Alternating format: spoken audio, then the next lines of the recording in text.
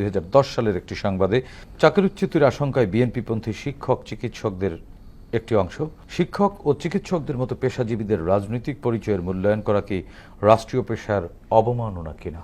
আপনারা জানেন যে নির্বাচনের সরকারের সাথে আঘাত করে শেখ হাসিনা যখন ক্ষমতায় বসলো, তার সেই ক্ষমতার মসনদকে পাকাপোক্ত করার জন্য তার প্ল্যানই ছিল যে এই আমিত্ব বা একটা অ্যাবসলিট পাওয়ারকে অ্যাবজর্ব করা এবং সেখান থেকে দেশকে শাসন করা, এবং তারই ধারাবাহিকতায় প্রত্যেকটা ইনস্টিটিউশনকে কিভাবে কক্ষিগত করা যায় তার টার্গেট নিয়ে সে কাজ করেছিল। আপনারা জানেন যে বিশেষ করে জাতীয়তাবাদী ছাত্রদল যখন ছাত্র সংসদ নির্বাচন 90 দশকে ছিল, তখন সব মেধাবী ছাত্ররাই ছাত্রদলের রাজনীতিতে ছিল।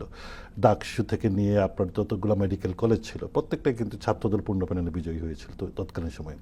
সেই মেধাবী চিকিৎসকদেরকে আসলে তারা চিহ্নিত করতে লাগলো যে জাতীয়তাবাদী দল কারা করে, কোন জায়গায় কারা করে, তাদেরকেই মানে কে কোথায় আছে, শিক্ষক চিকিৎসক বিভিন্নভাবে চিকিৎসকদের টার্গেট করে এবং তাদেরকে নানাভাবে চাকরিচ্যুত, বদলি, নানাভাবে হ্যারাসমেন্ট করে তাদেরকে মানে করা হলো। এটার কারণে কিন্তু এই ইম্প্যাক্টটা পড়লো কিন্তু পরবর্তীতে দেখা গেল যে দেশে ভালো চিকিৎসকের অভাবে লোকজন ইন্ডিয়া যাচ্ছে, বিভিন্ন জায়গায় যাচ্ছে। এটা ভারতেরই একটি পরিকল্পনার অংশ ছিল যে বাংলাদেশের মানুষ যাতে দেশে ভালো চিকিৎসা না পায়, এই চিকিৎসকদেরকে সরিয়ে এবং সাধারণ মানুষকে সেই চিকিৎসা থেকে বঞ্চিত করা হয়েছে। এটা শেখ হাসিনার যে দীর্ঘমেয়াদী যে পরিকল্পনা, তারই পরিকল্পনা অংশ হিসেবে পেশাজীবীদের এইভাবে রাজনীতিতে, প্রকাশ্য রাজনীতিতে প্রকটভাবে জড়িয়ে যাওয়াটা কি সঠিক?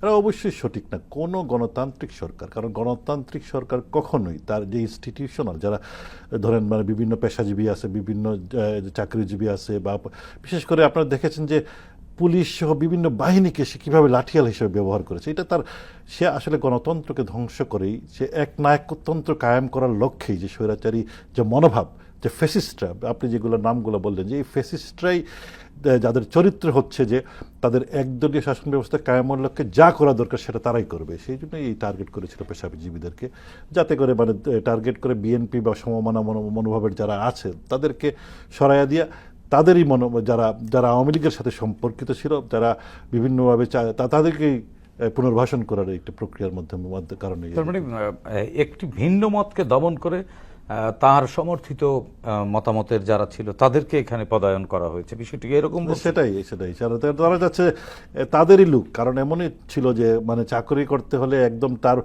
কোনো আত্মীয় স্বজন কখনো কোনোভাবে বিএনপি বা তারা অন্যান্য রাজনীতির সংশ্লিষ্ট ছিল কিনা, চাচা, মামা, খালা, কেউ কোনোভাবে বিএনপি রাজনীতির সাথে জড়িত, তাকে কিন্তু চাকরি দেওয়া হতো না, চাকরিচ্যুত করা হতো, তাকে প্রমোশন দেওয়া হতো না, তাদেরকে ওএসডি করা হতো, নানাভাবে প্রতিটি ইনস্টিটিউশনকে সে কুক্ষিগত একদলীয় ব্যবস্থায় নিয়ে গিয়েছিল।